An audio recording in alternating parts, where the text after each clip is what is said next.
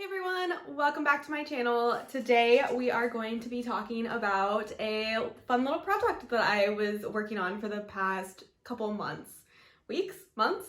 Probably close to like 2 months.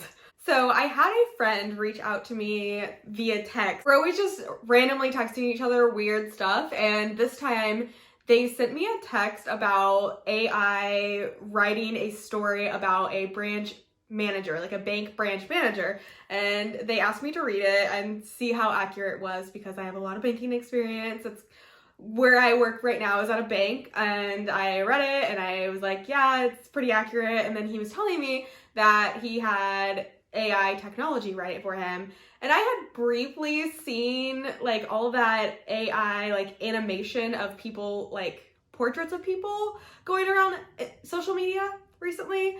So I kind of had heard of it, but I didn't know what it was. And honestly, I'm still not totally sure what it is. Technology is not my thing. In my mind, I'm like, artificial intelligence is what it is. So he explained to me a little bit about what it is and how it can write you like cover letters and stories and poems and stuff like that. Just you telling it to be like, hey, write me a story about this. So I was like, hey, can you tell it to write me a knitting pattern for a sweater? Just out of curiosity. So he did, and he sent me the pattern that it wrote for him, and I'll put it on the screen. And it, as you guys can see from the screenshot that I'm going to put in here, it was like not a knitting pattern at all. Like, it had the terminology for a knitting pattern, but it wasn't really a knitting pattern. And I was like, okay, yeah, AI sounds great, but it can't make a knitting pattern. So my friend was like, okay, send me more detailed description of what you want it to write for you. And I was like, oh, okay, why not? So I did ask them to make a screen recording while they were doing it. So they provided me with a screen recording, which I'll insert here, of them telling it to make I believe I said, have it write me a pattern for a top-down raglan knit sweater, something along those lines. So they had it write me a pattern for that. My friend said that it took a little bit longer to produce this one than it did the first one because it is a little bit more detailed. But still, the pattern itself didn't really have pattern like things in it. Like, it had the terminology and it had like kind of a construction of a sweater, but it still wasn't really there.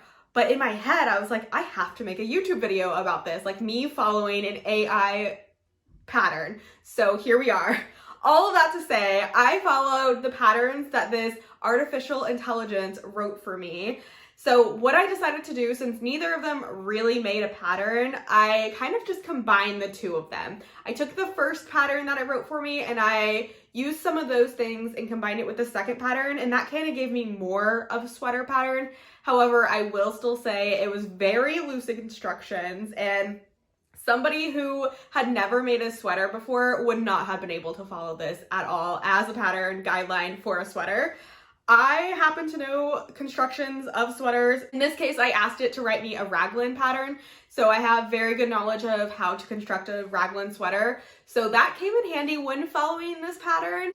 So that definitely came in handy when I was trying to follow these artificial intelligence patterns, because as you can see, they weren't very thorough. So without further ado, let me show you what I came up with. This is the sweater that I knit using those guidelines from the artificial intelligence, or AI. I hope that AI even stands for artificial intelligence. I didn't do any research on it. Literally all I have to go off of is what my friend told me. So here we are. I made this sweater with it. I kind of teased it in my last video. If you guys watched that one, it was a yarn review about Red Heart. Spoiler alert, I did knit this with Red Heart, and look how drapey it is. But I'm basically going to do a little walkthrough with you guys on me making this sweater. I'll also insert some footage of me wearing it as well, so you can get the whole picture. But let's go ahead and just dive in. I also took some clips along the way that I'll also insert into the video as I remember. But we basically just started off. The first pattern that they sent me, it said that it basically had you just start flat, like knit flat. So I did. Essentially, I went ahead and cast it on. It said to cast on 75 stitches, but that wasn't gonna work for me, so I ended up casting on 74 stitches because I needed an even number to make the raglan work. And trust me, I spent a lot of time doing math and I hate math, which is why I don't write patterns in the first place. I can totally knit a pattern all day long, but I'm not gonna write a pattern for whatever I knit. Anyways, I casted on 74 stitches after doing some math, so again, we're already off to a poor start in following this pattern, but I did that using a 6mm knitting needle, 5mm. It said in the pattern what to use, so I did use what it said, and I'll put the clarification on the screen, and a worsted weight yarn is what it said, so that's why I chose Red Heart Super Saver, which I have a review on. If you guys want to see that, check out my last video. Anyways, I cast it on and I started knitting flat because that's what it said to do. While I was knitting flat, I knew I needed to go ahead and start doing the raglan as well. You can't just knit flat and then join. That's kind of what it implied, which is why I took the first pattern and combined it with the second pattern, because the second pattern talks about how to do the raglan increases. It doesn't tell you really where to do them. It just splits them in half and tells you, it's like divide the front and the back and the sleeves evenly, which is not really how you do a raglan either. So I did kind of play around with that as well and find the right amount of stitches for the arms as well as the front and the back. So I went ahead and I started knitting flat, and then in the front, I put less stitches on the front, and since I was knitting flat, I knew it would give me like a weird little split in the front. So what I decided to do was do increases on the front portion right here. So I increased as I was doing my raglan and knitting flat, and this was kind of gonna give me like a V-neck. It wasn't gonna give me a big V-neck because it does tell you to join in the round eventually. So I went ahead and I did some increases until the stitches on the front were the same amount as the stitches on the back part. And then I joined in the round to go ahead and continue on with the raglan. So then from that point, I just followed the second pattern, which told you to do raglan increases as you knit until the yoke is long enough for your arms. So I did that. I just did every other round I did increases. So at this point, I decided I was gonna go ahead and try it on as I was making the yoke to see where it fit. And it was honestly, it was coming along great, but the whole time I was knitting on it, I was trying to figure out what the heck I was going to do with the weird neckline because it had the split due to the pattern telling me to knit flat at the beginning. So the whole time I'm sitting there and like working on the yoke, doing my little raglan increases, which by the way, I ended up doing knit front back because that is what I'm pretty sure the second pattern tells you to do. It tells you to knit front back. I'm pretty sure those are the increases it suggests. So I just went ahead and did that because I actually do really enjoy knitting front back.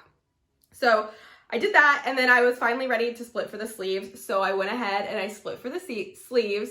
And at this point, both patterns were kind of weird. So the first pattern told you to go knit the neck, but I had no idea what I was going to do for the neckline at this point. The whole time I was thinking I was just going to do a I-cord for the neckline and just have like this weird little V thing and just a regular I-cord.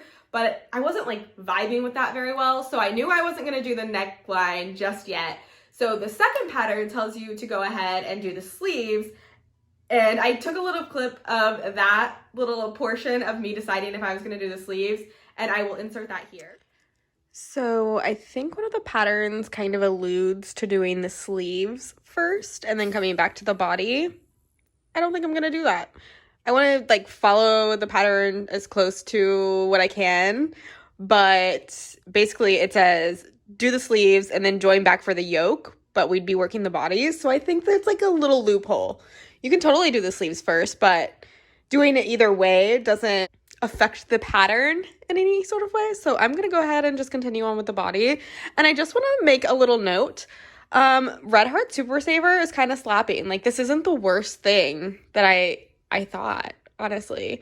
I haven't used Red Heart Super Saver in probably 10 years, and I don't hate it. It's super lightweight, so just wanted to add that in here. I am still pondering about how I'm going to complete this neckline because I have no idea, but as soon as I figure it out, it's kind of weird Not exactly what I envisioned, to be honest, but I don't hate it, and it looks really cute on. I showed that in the previous clip. So that's all I wanted to say. Okay, bye. So after deciding I wasn't going to do the sleeves just yet, I went ahead and continued on with the body. I just knit it straight, did regular stockinette through the whole thing. The second pattern suggests that you can add cables or a texture or ribbing to the cuffs and the bottom. So I did go ahead and add ribbing. I didn't go down a needle size or anything because the pattern didn't say to. The pattern just says to use the same needle size the whole time. I mean, it doesn't really say you can't, but it just suggests the one needle size. So I used those same needles for the entire project. So by the time that I finished the body, I had been scrolling on social media and I saw a picture of an Old Navy sweater, and it gave me inspiration for what I was going to do with the neckline, which as you guys can see is a collared neckline. And I took a little clip of that portion as well that I'll go ahead and insert. All right, guys, so I bound off the body and I just did some ribbing, and I was scrolling through social media and got an ad for an Old Navy sweater, and that is when it clicked on what I wanted to do with the neckline. So the sweater had a collar on it, and it had like this little section like this.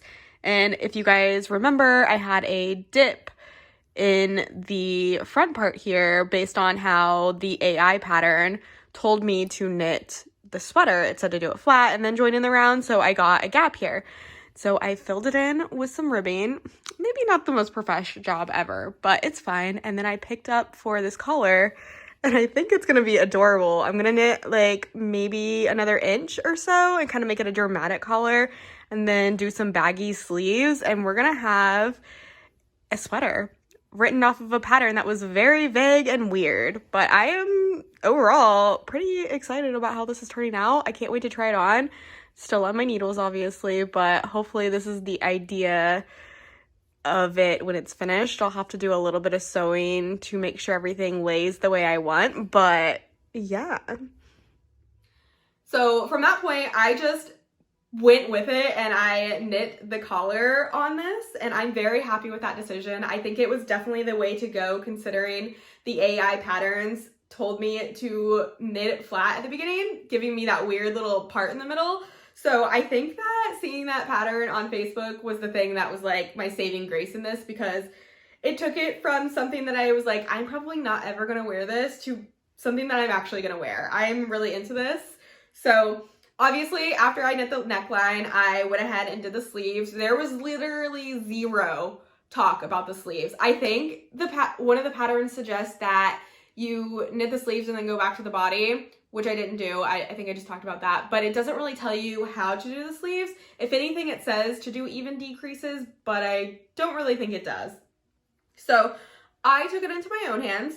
I picked up the stitches, and whenever I separated for the sleeves, I had an odd number of stitches for my sleeves, so I did cast on one stitch under each sleeve. I wish I would have done more stitches under each sleeve, but I wanted to kind of keep it true to following the AI pattern as closely as I could. And it didn't say anything about casting on for stitches under the sleeve, but I did need an even number of stitches for the sleeves in order to do ribbing at the end. So I did go ahead and cast on the one stitch under each sleeve.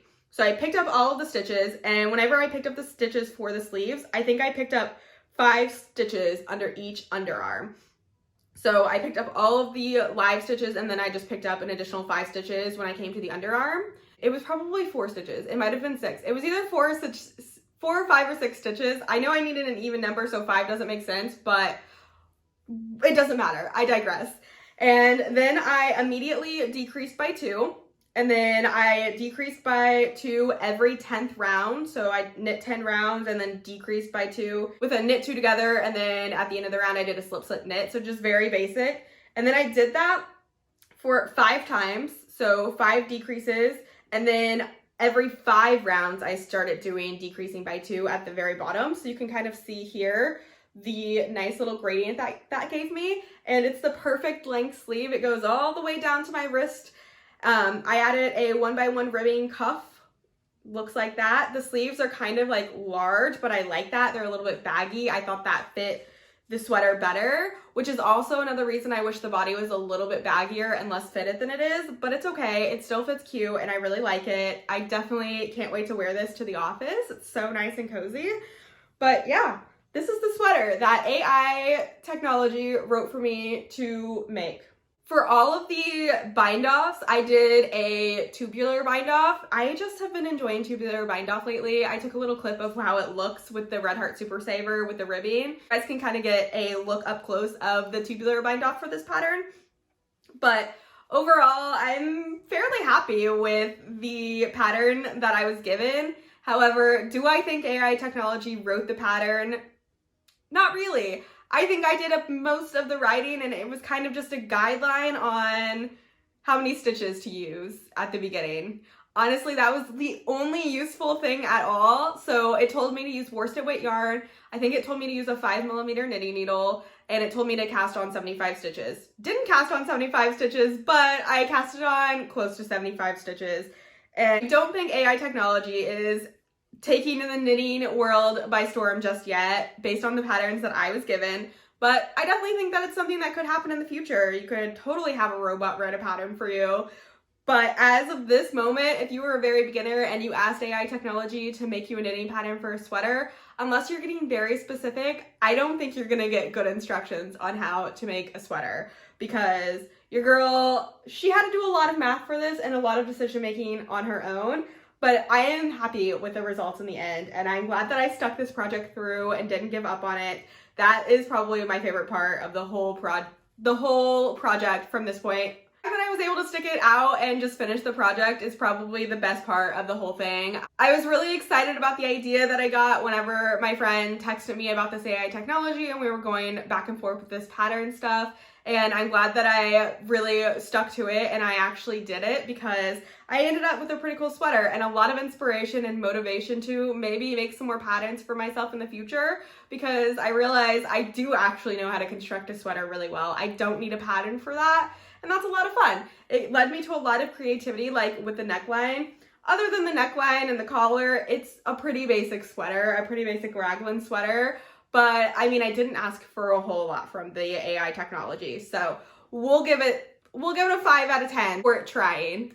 My friend also had it write the title of this video. I don't know if I actually used the title that it wrote me, because I think it was a little lame. I probably came up with my own title, but I will leave the title that it wrote for me down in the description if I didn't end up using it, because it's kind of funny. They told me that I should definitely use it and keep true to the AI. I followed an AI technology pattern, but you know, I don't want to follow all the rules, I guess. Anyways, I am so glad that I finished this project. I hope you guys liked this weird little video. If you did, leave a comment down below on if you would try having a robot write a knitting pattern for you. Give this video a thumbs up and subscribe to my channel for more random content. I'll see you guys next time. Bye!